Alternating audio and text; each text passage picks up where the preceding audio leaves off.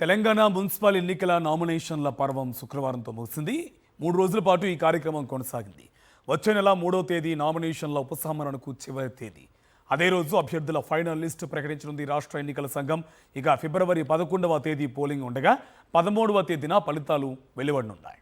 తెలంగాణలో 123 పట్టణ స్థానిక సంస్థలకు ఫిబ్రవరి 11న ఎన్నికలు జరగబోతున్నాయి. వీటిలో 7 మున్సిపల్ కార్పొరేషన్లు, 116 మున్సిపాలిటీలు ఉన్నాయి. వీటికి సంబంధించి నామినేషన్ల దాఖలు ప్రక్రియ శుక్రవారంతో ముగుస్తుంది. లాస్ట్ డే భారీ సంఖ్యలో నామినేషన్లు దాఖలయ్యాయి. అభ్యర్థులు సమర్పించిన పత్రాలను రిటర్నింగ్ అధికారులు క్షుణ్ణంగా పరిశీలించబోతున్నారు. ఈ పని జనవరి 31వ తేదీన ఉంటుంది. నామినేషన్ తిరస్కరణకు గురైతే వెంటనే అభ్యర్థులు ఫిబ్రవరి 1న అప్పీల్ చేసుకోవచ్చు. ఈ అప్పీళ్లను ఫిబ్రవరి 2న పరిష్కరిస్తారు. అదేవిధంగా అభ్యర్థులు తమ నామినేషన్లను ఉపసంహరించుకోవడానికి చివరి తేదీ ఫిబ్రవరి 3.